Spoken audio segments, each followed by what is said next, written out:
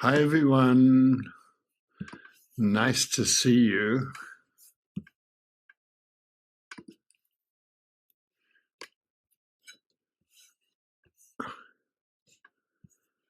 Grand, in fact.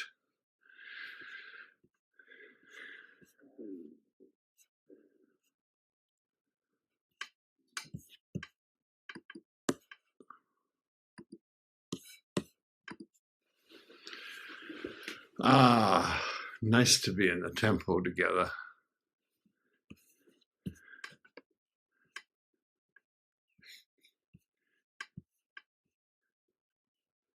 I've been away for a couple of weeks in Japan, and somebody said, "The country. Why did you go away? The country changed." so, I thought we're all in some way in a sort of turbulent, heated, pressured moment, distracting moment, and so I think it's a very familiar thing into Zen, and so I guess the whole thing about it really is that yep, that's what life is like, and first noble truth and all that, but also it's sort of like in a way that's what Zen was designed for. So we'll just to know that is good. Other people have lived through this, and it's been hard, and it can get very hard, but then it can sort of, nobody knows right now.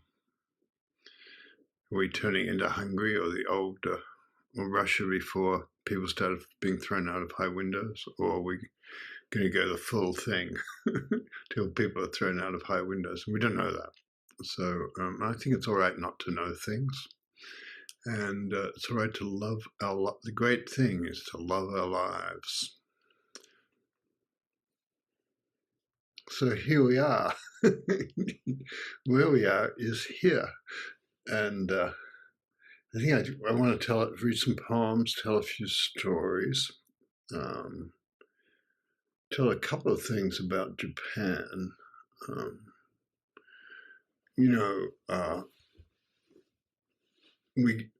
Alice and I went with a couple of friends who go there a lot and just bought a house there in Kyoto. And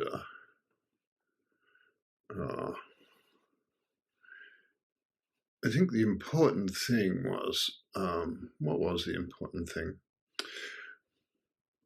A couple of things I noticed. How nice it is. People speak through the gardens, and how nice they are. And some in Tokyo, there's a couple of famous gardens that really were old water springs with ponds, and now they've become event places. So whenever you go, there are brides doing that bride thing people do in Japan, where they're in some amazing kimono and people taking shots. And then suddenly they're in a Western wedding dress and taking shots too. So it's an elaborate all-day production, just taking the photos. And it was sort of touching. And but the sense of the beauty of the gardens and how they affect the human psyche is just everywhere, and the beauty of the natural world. And some of the great temples, we went to meet the, I don't know if it's an abbot, it's a sub-temple of Fukuji is one of the big training temples where people go in for years and meditate and do the whole ancient Koan curriculum, things like that. And the abbot, I don't know what he's really called, but Komyo-in was a place that's got a famous rock garden with just raked sand and very carefully imagined chosen rocks, and you just walk in and it just sets your heart at rest. So there's that, and you can tell, this place was made for meditation. You don't have to look at the rocks, you just be near them and they change your psyche. So it's good to know about that stuff, And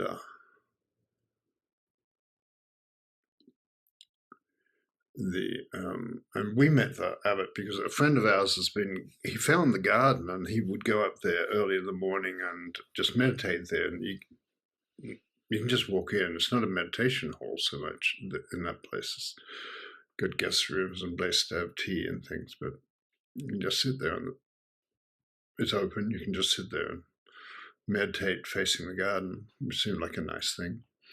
And you do that. And then he had been doing this for quite a while, and he thought he was feeling grateful, so he better meet the abbot. So he arranged to do that, and then they became connected. So then I met the abbot. His English is terrible, and my Japanese is terrible, so we couldn't find a good translator who could manage to do that. We have a wonderful translator who he doesn't know about Zen. And then we had a Western guy who knows about Zen but refused to. He just translated what he thought I should have been saying. He didn't translate.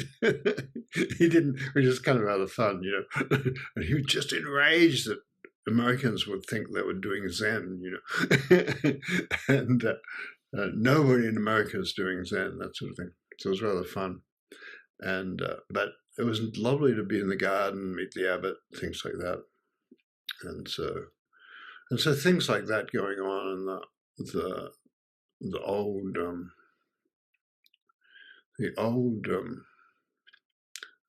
temple from the 900s, 800s, 900s, a bit unclear. It was once down on the river, and in Kyoto, and then the Duck River, and it's called Kamigawa. And I grew up on by a duck river. It's kind of fun. And rivers are often called Duck River. And it kept flooding and starting to float and things like that. So all those things you can just disassemble Japanese temples, and put them back together the same. So they moved it up the hill some, and where it is now, and they moved it a couple 100 years ago. But then it was completely wrecked during the time of a couple of things happened I didn't know this, but between the wars, one of the emperors decided he hated Buddhism and everybody should be Shinto because it was patriotic. And so people threw down the great statues of the Thousand Buddha Hall in the Thousand Buddha Hall was had all these variants of Kuan Yin, really, and guardians and things like that. And so and they were just thrown down in their faces, and they had lots of implements in their hands, and so they were smashed and things like that. And so this guy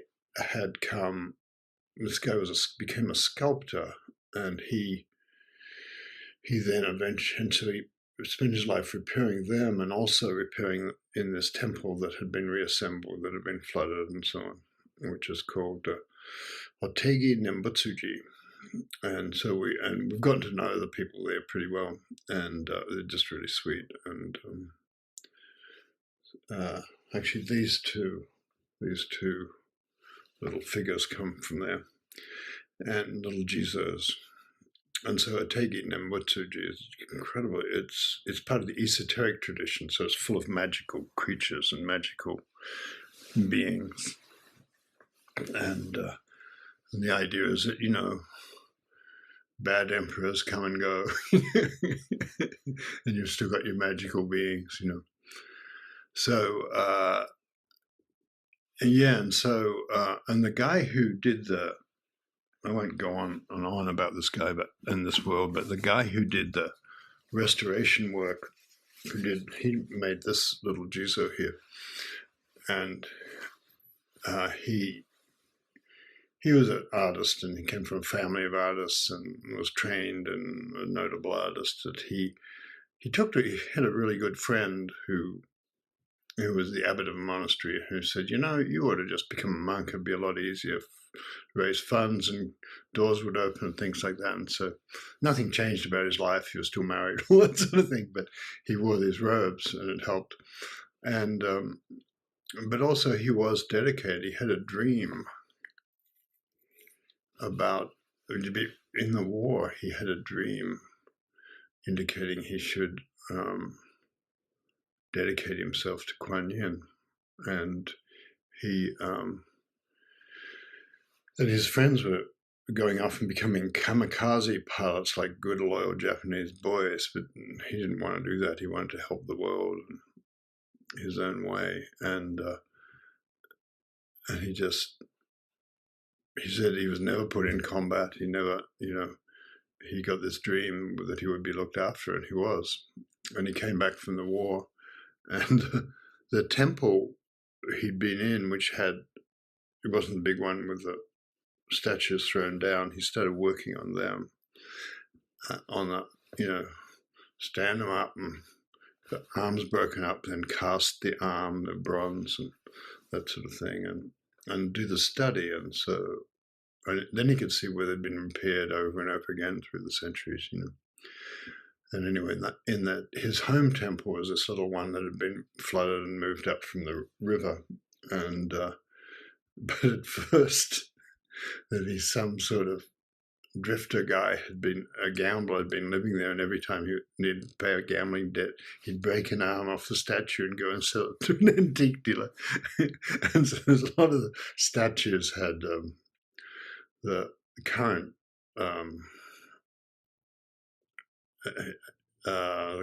director of the temple was incredibly outraged by this and shocked, but it was also just part of the life of the temple, and they'd be all replaced by his grandfather.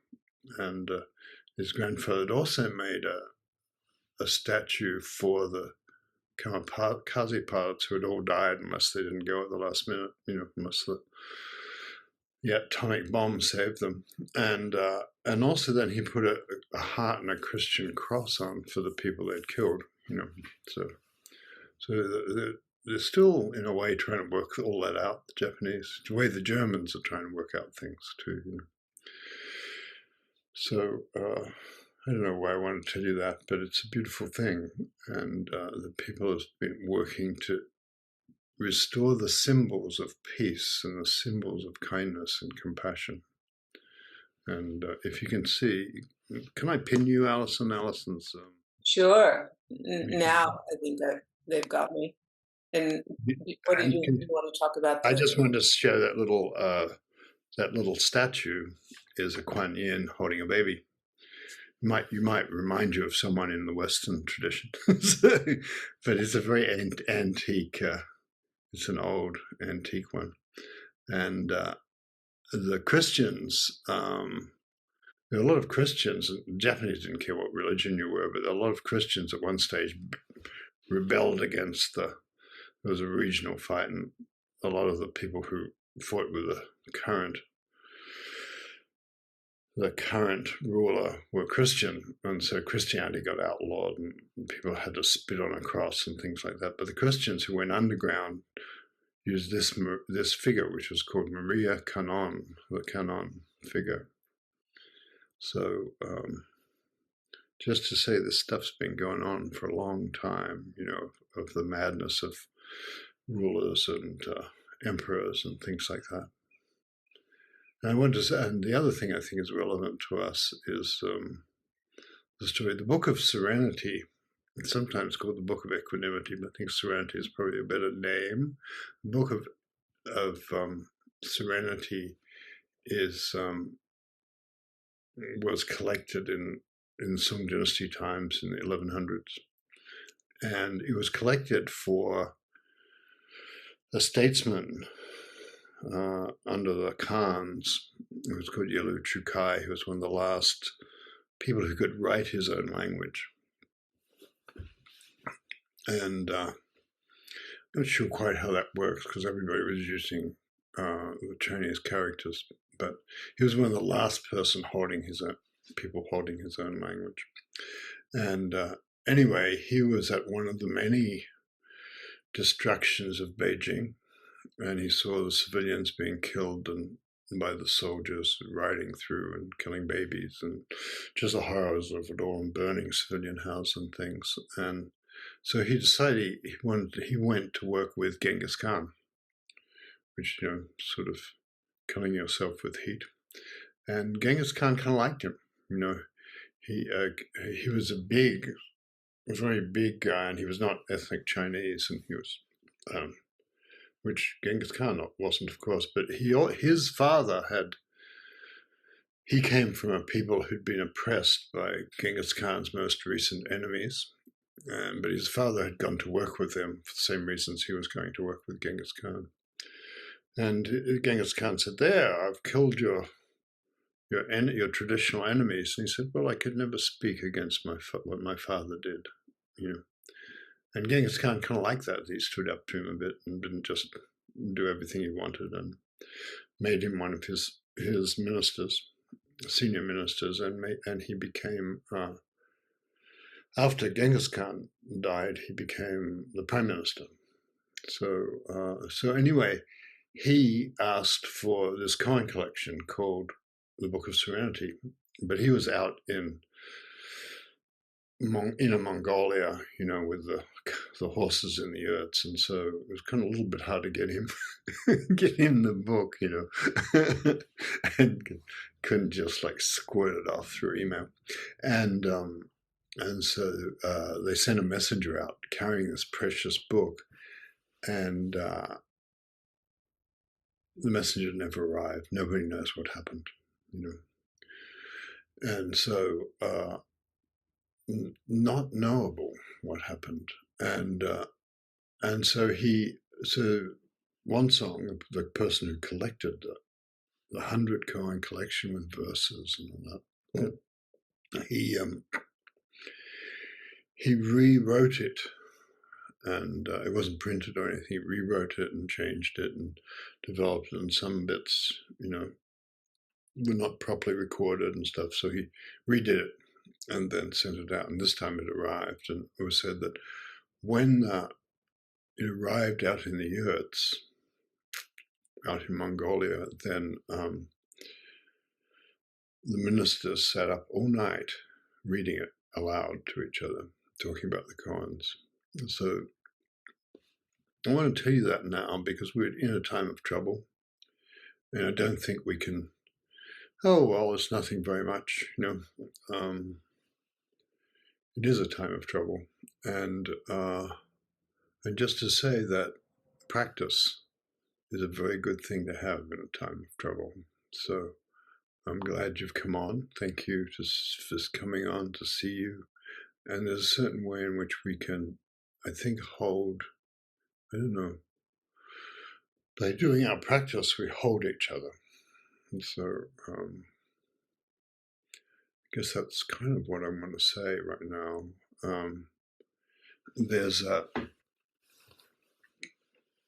And one of the other things to do is that part of the great Japanese tradition is while the wars were going on and all that sort of thing at the great temples in Japan, people were writing poetry. And when they had a minute from someone trying to kill them, they got together and wrote poetry, and they meditated and things like that. And so the tradition of meditation and art and peace is very linked there.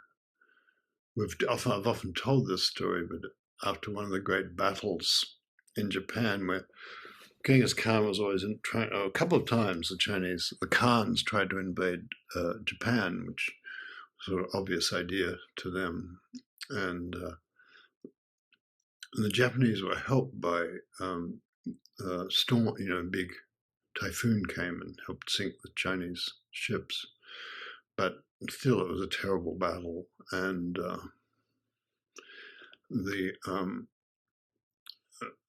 and then one of the Japanese generals, after the battle and the ships are sinking and bodies are washing ashore and everything, and he just sat resting on the beach, and he heard someone playing the shakuhachi, the flute, and I wouldn't say he was moved by that, but he was awakened by that that he had a great awakening experience.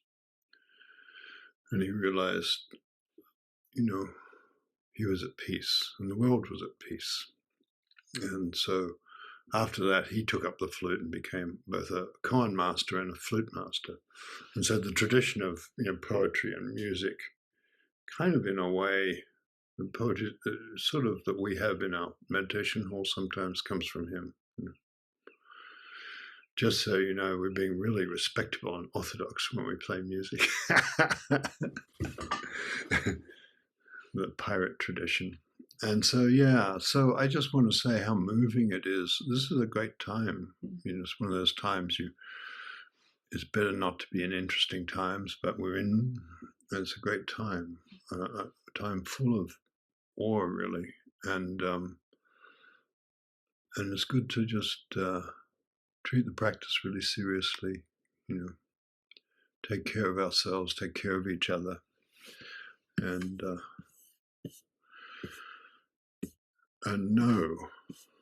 know that if we really have a good relationship to the ultimate matter, to the great things, and then that's the best we can do that, Busan says, the great haiku poet says, seas in spring all day long, swelling, falling,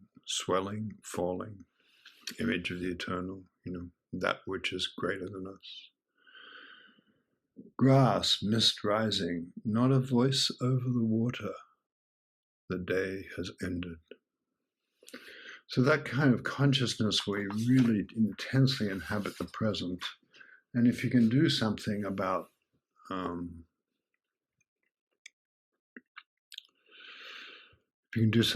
Washington, please do.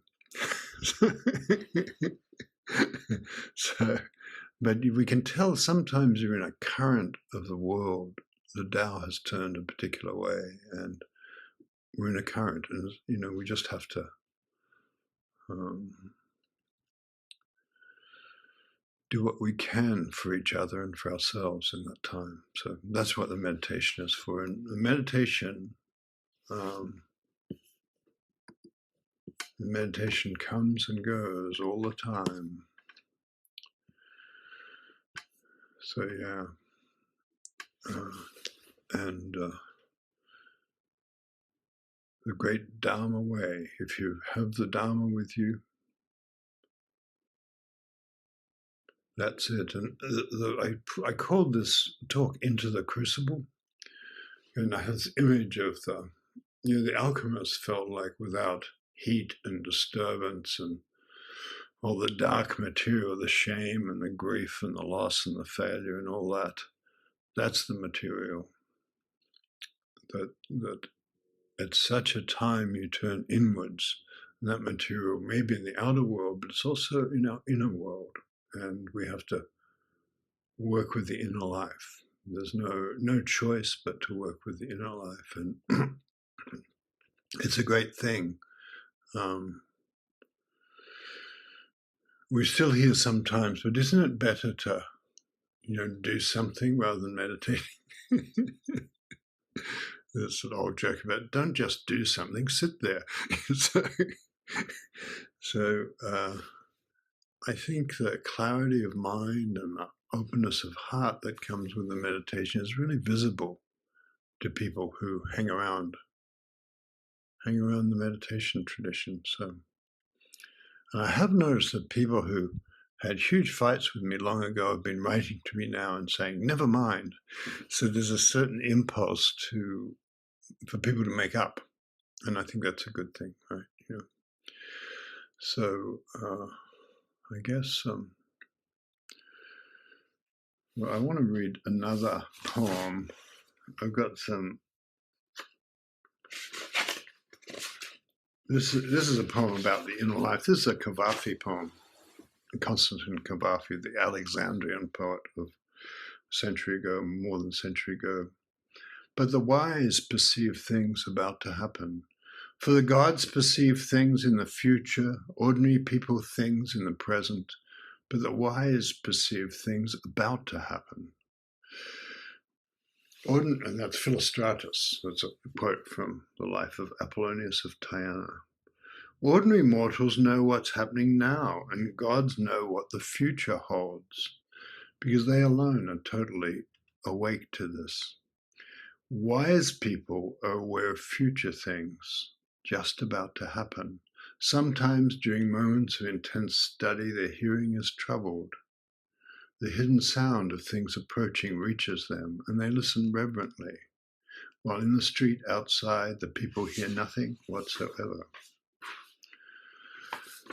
I guess I would say that the thing we forget is how important the inner life is. And Kavafi, strangely enough, Kavafi knew a lot about that. And here's another poem I've read a lot, which was really touching to me. And this is Meng Hao Jan, called Night on the Great River. It's sort of part of the PCI culture, this poem.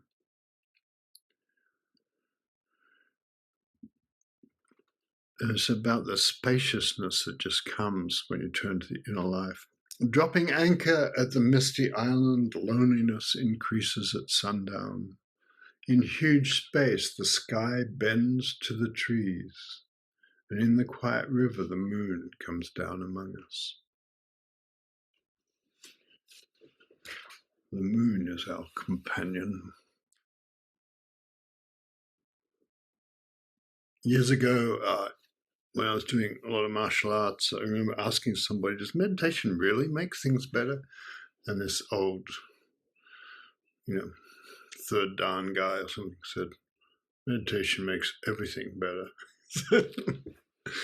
This came to mind, so I thought I'd share it with you.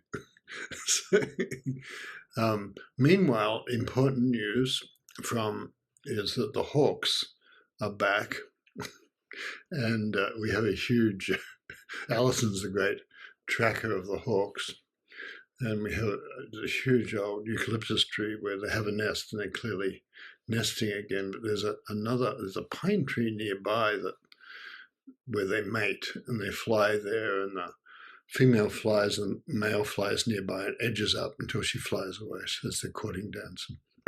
Alison calls that tree the love shack. So, and which I didn't know the reference, but apparently makes sense.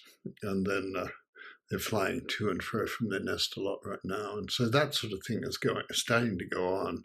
But it's also very cold, and the birds are hungry. While we were away, Eleanor came and checked she fed Mr. and Mrs. Fox and her daughter, and she also checked the hummingbird feeders were getting emptied because everybody's there, and she sent us a kind of photo of the hummingbirds whirling around her like a little solar system as they're sort of waiting for her to put the hummingbird feed up.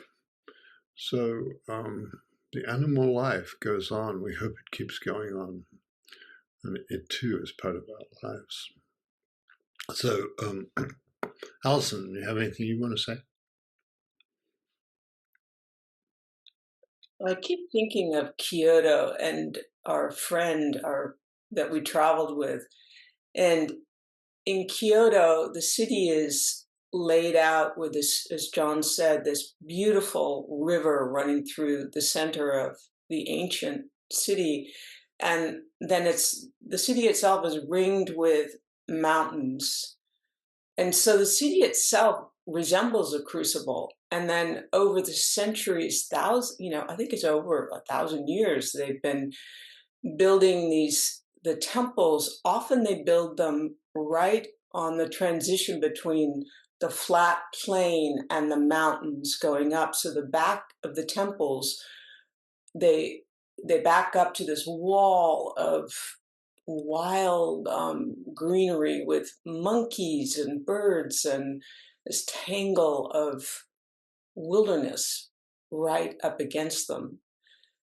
And a couple of conversations we had with our friend where at dinner one night he was asking us about ritual, and he was confessing that even though we'd gone to all these temples with him, and he said, he felt a little bit odd because every time he would light incense or candles, and they have these, you have to put in a few coins, and then light incense or candles for someone. And he said he just feels nothing. It feels like, he just feels like he's, I don't know, like a pretender. Um, uh, and then I was struck by that because another conversation we had with our Japanese English interpreter about, because he was our friend's driver for many times as they would come to Kyoto. And John mentioned the first time that, and our friend would go to this temple that they had this deck, and they had a meditation hall at the temple, but our friend would never meditate in the meditation hall. He said he just liked to sit on the deck and look at the garden. And our interpreter told me that he would take them there every day, and our friend would go there every morning and sit. And he watched our friend sitting on the deck and just weeping. Every morning he would just sit and weep and weep and weep. And I think that's another image of the crucible, where the garden itself, the wall of maples and the tended garden and the temple surrounding him, was holding him in a way that I don't even think he knew what he was weeping for. It was simply every sorrow that he had never allowed himself to feel, and in some way weren't even his own. They dropped through space and time, and you can feel that in a temple where it's not just your sorrow and trouble, it's sorrow and trouble of the world. And that a practice can widen out the personal into include the whole of the universe. So you're not simply suffering alone. Um, your heart opens out to the whole of your inwardly and outwardly, I guess that's what I would say. And yeah, so I guess that's all I'm going to say about our friend, the image of him weeping on the deck. Thank you. Tess.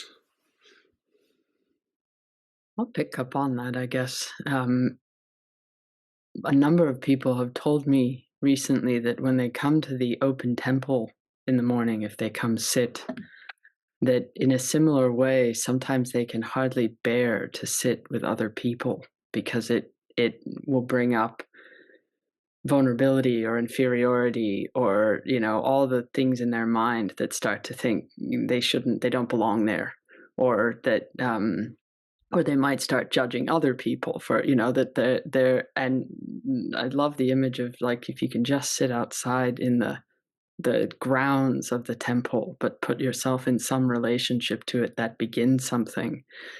And there are other people for whom the fact that other people are there makes it possible for them to sit at all. They could never sit, alone by themselves. And so it's just interesting how, I guess Allison was making me think of, whatever it is, we're somehow trying to come to our own accord with the relationship with the world and our own heart and being part of things and whatever. And I was thinking during the sit how I've heard from a number of people recently too, there's this feeling, I think there's a very crucible feeling of there's no escape right now. Even if you go on vacation, even if you try to visit, I don't know, wherever you might try to go, wherever you might try to put yourself, that there's no way out of the crucible. And that somehow that is such at the heart of our tradition, in the sense that if you take up a koan properly with any luck, that's exactly where you'll find yourself. You can't solve it. You can't, at a certain point, you may not even know what to do with it. You just come into such despair that you don't know, and you don't know who to ask, and you don't like, but even just to stay in that. And I was thinking about, there's this fine line in any crucible between you're surrendered to it in a sense, and you're not trying to go for any particular outcome, or all the ways you try to go for any particular outcome, you eventually give up. But you can't give up to the sense that then you're not engaged at all, that you, no, there's no energy offered to it. And so it's this very delicate relationship that feels very alive, and how, at least in my own life and in most lives I witness, if you can really stay, that's where the most unexpected things happen. And how with a koan, it's not that you're what usually gets burned away or dies, or any way that you hold the world, any truth that you think is fixed about the world. And it's not that you then have a new truth about the world, it's that it just gets more and more and more spacious if you can let go. So, and I guess the last thing about that kind of keeping an active energy, so much of a practice, and whether it's a practice with a teacher or an open temple or in anything, is that you keep bringing yourself. That, you're having a bad day, you bring yourself. You think your teacher hates you, you bring yourself. You think everyone hates you, you bring yourself. Like, you just keep putting yourself in. And as I heard you say on a recent podcast, John, that's where the magic of the world somehow appears. So I think that's all I've got.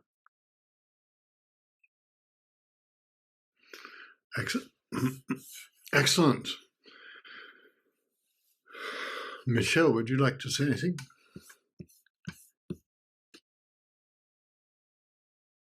A couple of quick things. That image of just holding yourself with whatever is there. I've been really feeling that connection between an unsettledness in the outer world and in my inner world, and how much it has this gestational quality, which I think goes with the crucible feeling of like something wanting to be born, and I have no idea what it is. And can I just stay with that feeling of like, what wants to be born? What is being asked of me, and what will I no longer put up with? These are sort of questions that have arisen. And also, I don't know, I was just so touched about the guy, your friend, saying, I go and I give this incense and I give my money and I don't feel anything. And that's bringing himself, right? Like Tess was just, that's it. And I was just really touched.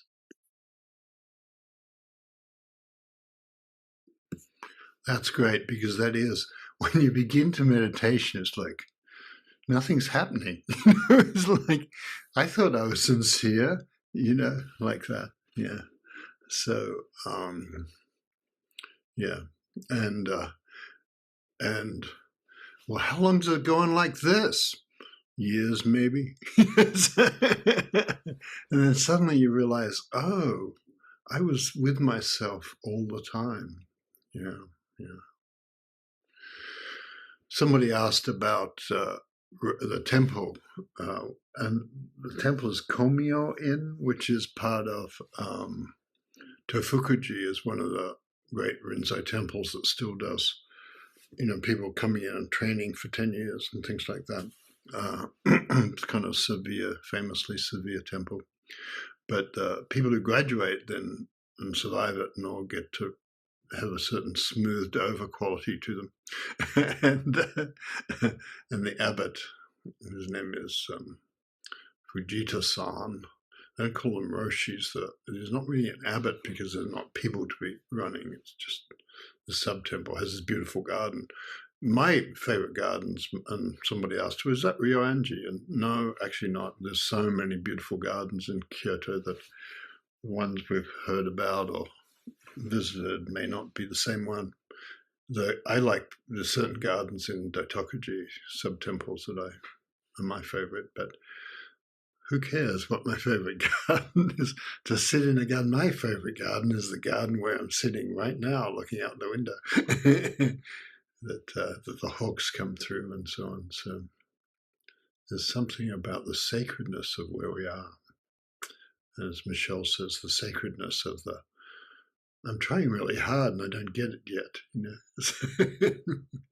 So yeah. I want to say a couple of things because when I thought about the Crucible. I thought, which is also a Chinese image, because the alchemical image for the psyche was very strong in China too, and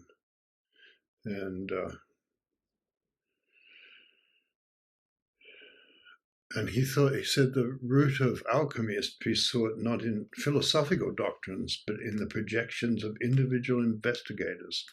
I mean by this, while working on his chemical experiments, the operator had certain psychic experiences which appeared to him as the particular behavior of the chemical process.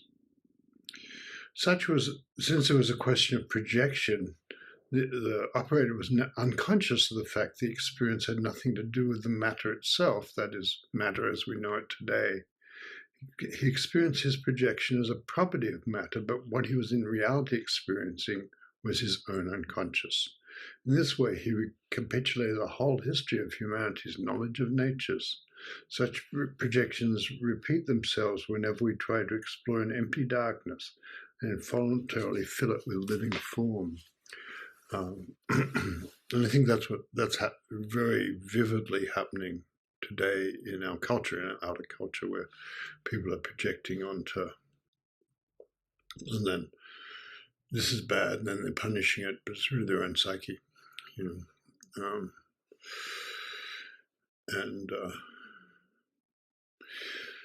Projection, a lovely thing, maybe a whole class on that sometime. But the other thing is that, you know, it's good to be here. It's good to be together. It's good to be in this life. Jesse, are you up for speaking? Sure. You have that. I've got young kids, and I feel very tired. Look. No, it's actually wow. I'm glad I came today. If things feel really deep right now. Excellent. Speak. Yeah, I'm really appreciating. I think the trust that starts to form in my life when I keep putting myself back in. The image that came to my mind was like trying to give a kitten a bath or something, and they're always trying to claw their way out of the tub or the sink. And no, and you just put their little paws back in, and you keep scrubbing. And that's sometimes that's what meditation is like for me. And some part of my mind is always trying to claw its way out of wherever I am. And no, it's okay. Let's just come back, just come back. And there's a tremendous respect and trust that starts to form in the great forces of the universe that are always moving through. And so when things seem really dark or really chaotic, I don't freak out like I used to. I just think, well, this is really interesting. I wonder what this is. What is this? And what's this fire, or what's this freezing, or what's this crushing, so it's nice to know. And it's nice to know that they are outside as well as inside, and that there might not be a difference. That might just be a different point on the length of thread, in a way. And so to just keep putting myself back in it, and what a wonderful life. That's all. Thanks. Thank you. Excellent.